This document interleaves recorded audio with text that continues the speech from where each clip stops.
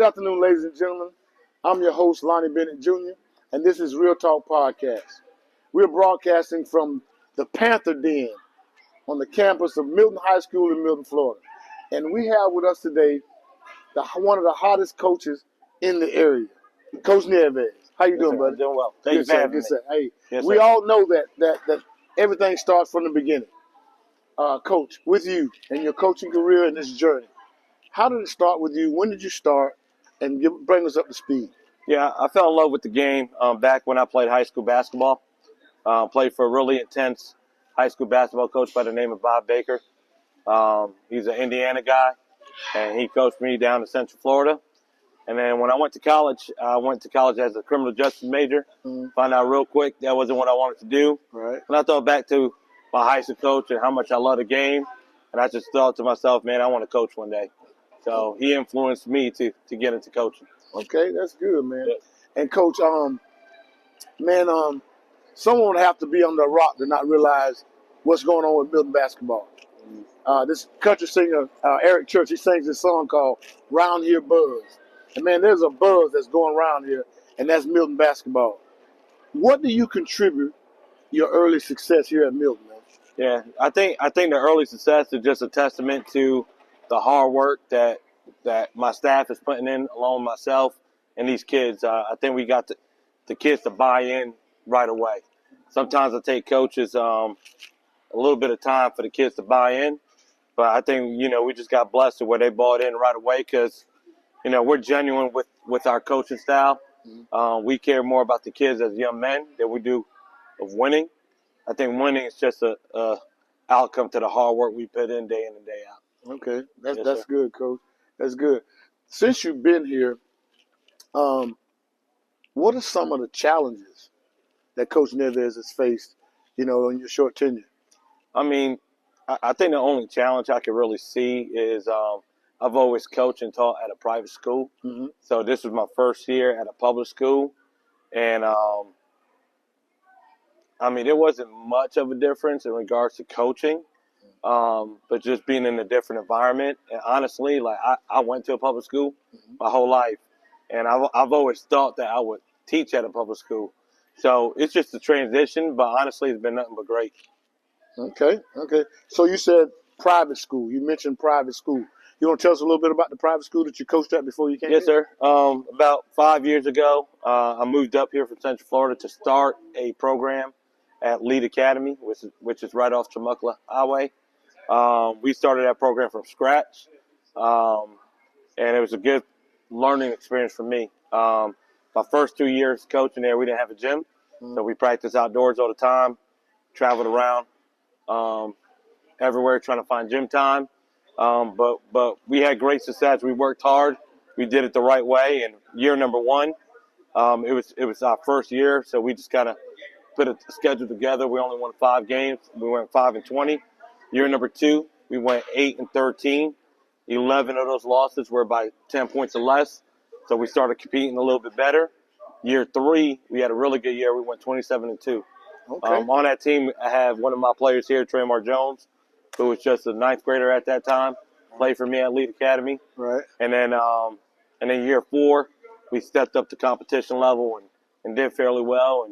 And then year 5, I was here at Milton High School. Okay. Yes, sir. So was it a difficult transition? It wasn't difficult at all. I didn't think it was difficult. I just think, I think I psyched myself out more than anything, thinking it would be tougher. But honestly, coaching is coaching. I've learned from a lot of good people in the past, and I continue to learn from a lot of good people now. So just continue to grow each year. Right. Coach, there's something different about you, Coach. From the time I met you, man, there's something different. The good book tells us that we're from a royal priesthood, peculiar people. You're a believer. Yes, sir. And it shows. Yes, sir. And it really shows. What about the young guys that are coming up? I know there's other programs outside of Milton basketball that has contributed to your success and to Milton's success, like the Miss Kiki Rambo and the Warriors, Mr. Darrell Johnson and Swish. Those guys have imparted into the program, you know what I'm saying? And all that stuff makes it a family or a community that help raise these kids and Yes, sir. contribute to success. Yeah, well, they say it takes a village, right? Yeah. I think it's the same thing with the program. A lot of good people in our community has poured into these kids, Yeah. and thankfully, at the high school, we reap the benefit of that. Now that they're here, so we continue to look forward to those coaches, youth coaches, Mm-hmm. continue to pour into them, and then, I do my best to try to go out there and support them during the travel season. Right. But man, that's a lot of talent in this community, and this community has been nothing but great, man. I just love the family atmosphere. Everyone kind of knows everyone, and it's just really, really cool to be a part of. Coach, it's not hard to like you, man. I'm telling you. But why Milton? Why Milton High School? I mean, the best way to explain that is because that's just what God wants for me right now in my life. Before I took the job here, I took the job in Mobile, Alabama, Faith Academy, and during that transition of trying to get there to Mobile, God opened up the door here, and I honestly didn't think I wanted to take it, but God just kept that door open for me, and I just had to step through in faith and just say, hey, I'm gonna go in there and just work my tail off. That's good, man. That's good. So, I guess one of the most important questions that I wanted to get to ask you, Coach, simply, why do you coach? I coach because I love this game. I love the relationships I build with my players. I am competitive, but in our parent meeting, we told all of our parents, like, listen, we're not going to coach to win basketball games. We're going to coach to impact these young men. But I feel because we do that, we're going to win. But we're going to work hard. But I coach because I just feel like it's my calling in life. Yeah, yes, sir. That's good, Coach. Coach, I'm going to put you on the spot here now. Yes, sir. You know it's coming. All right, Coach. Game is on the line. Mm-hmm. You're down by 2. Yes, sir. Critical game. Yes, sir. District championship. Let's just say district championship. Who you put the ball in the hands? Whose hands you put the ball in? Always put in your best players' hands. And we got quite a few of them. You asked me to choose one. I just want to know what coach is going to do. I don't know if it's one. We down by 2. We gonna draw up. We're gonna draw up the best play possible to get the highest percentage shot, and be ready to crash the board just in case we miss it. Okay. So it takes quite a few. It takes 5 to make that happen. Okay. Yes, okay. Sir. But if you had a choice, picture perfect, who do you want the ball? Who you want to touch the ball? Right now, Traymar Jones. Traymar Jones, yes, senior, your leader. Yes, sir. That's great. He's proven himself to be able to make a big shot like that. Okay. Yes, sir. All right, Coach, I see all this, everything that's going on in here tonight. What do we have here tonight? What's going on tonight? Let my audience know. We have Milton Madness. It's a fundraiser for us here at the high school. We invite the community to come out. We feed them 2 slices and a drink, $10 a ticket. We sell tickets at the door. We pre-sold over 300 tickets already. But it's just a night to come meet our players and our coaches, and just a night to just watch our girls, boys scrimmage, and then just another family gathering. Great. Yes, sir. Good job, man. That is so good. And I'm looking forward to it. I know everyone else is looking forward to it. Coach, again, man, thank you for your time. It's been real, but more importantly, it's been real talk. Hey, I'm Lonnie Bennett. I'm broadcasting from the Panther Den on the campus of Milton, Florida. Hey, it's been real.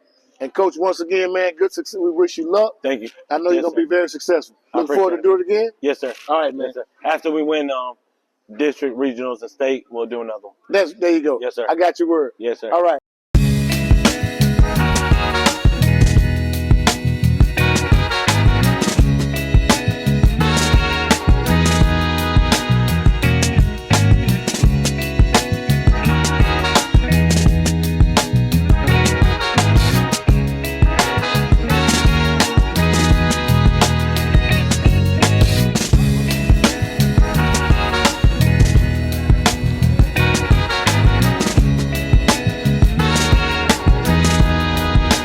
Good afternoon, ladies and gentlemen. I'm Lonnie Bennett Jr., and this is Real Talk Podcast, and I'm your host. I'm here to this evening in the Panther Den. I have the privilege of being center court in the Panther Den with none other than Coach Combs. Coach, what's up? How you doing? All right, nice to be here. Good, good. Coach, everything starts from the beginning, Coach. Where did you start? Where did it start with you? I'm a graduate from here. I graduated in 2000. Played here, 4 years, 3 years on varsity. Started my coaching career in 2005 at Navarre High School for 2 years. I've been here since 2007-8 season. I coached boys, freshmen, and JV both, and assistant varsity for 8 years. And then I've been with girls for, I think it's my 12th season with girls. This is my 20th year. All right. Coach, that being said, what do you contribute your success or your longevity in coaching in the field? Some of it's changing. Going from the freshman level, coaching from one school, coming to a new school, that gives you a breath of fresh air. Then I coach JV boys. It's a jump in speed and everything. And then when I made the jump to girls, the difference between girls and boys is you got to really, really know it when you coach girls. Now, boys, you can tell them things. They get it. They understand it. But girls, you got to slow it down, and you got to really teach it. It's probably the best thing I've ever done as far as a coach, because I knew things, but I never had to stop and really go into depth like you do when you have girls. Right. So, that's the biggest difference. It's kind of fun now. You're versus coaching, and now it's more teaching. So it's a little different.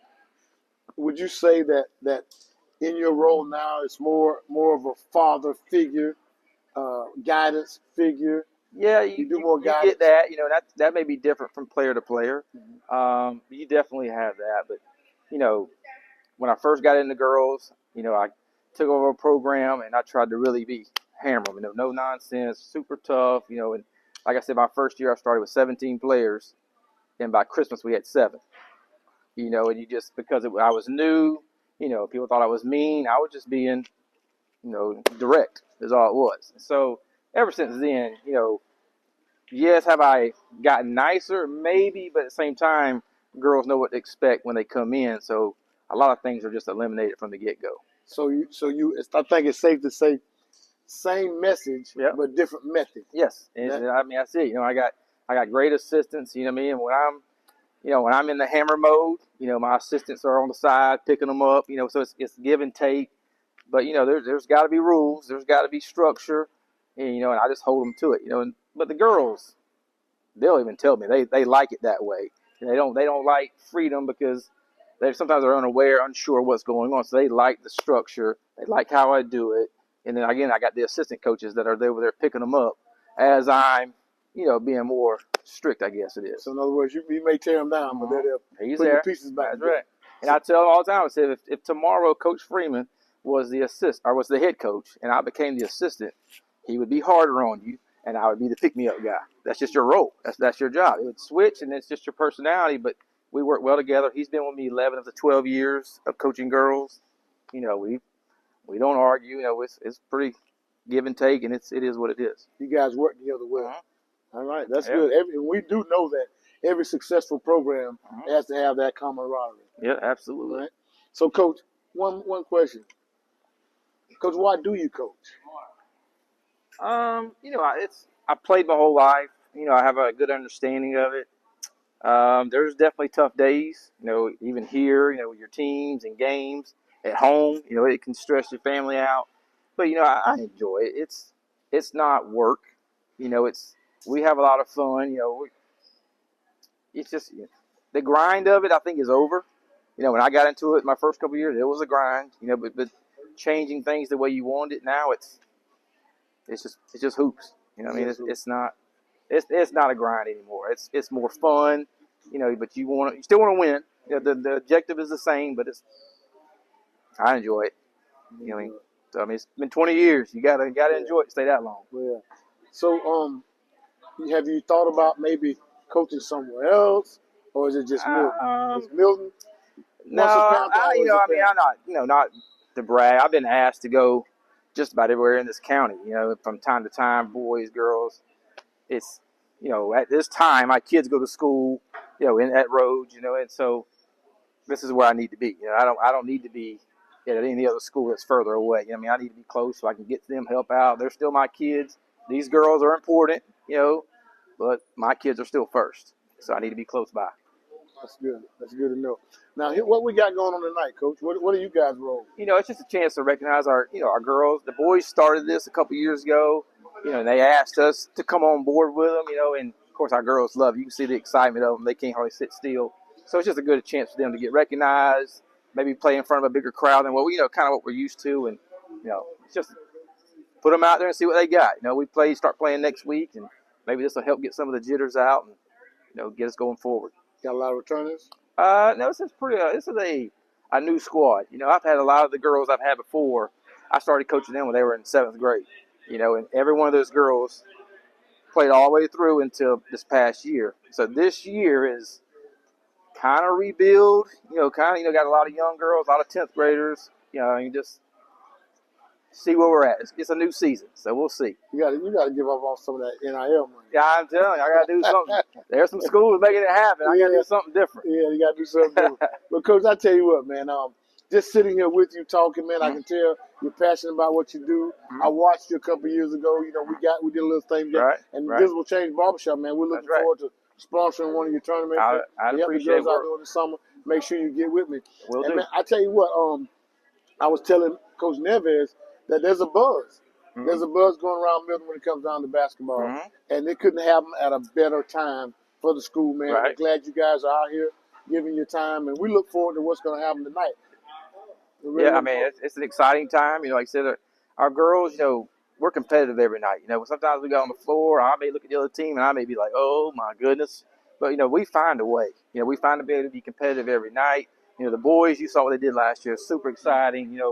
They may have to put new springs on the rim where these guys are flying around. So it's a good time. It's an exciting time to be part of basketball, and, I hope the kids enjoy it. That's good, man. I tell you what, me and a buddy of mine, Mr. Wood, he writes for Friday Night Lights.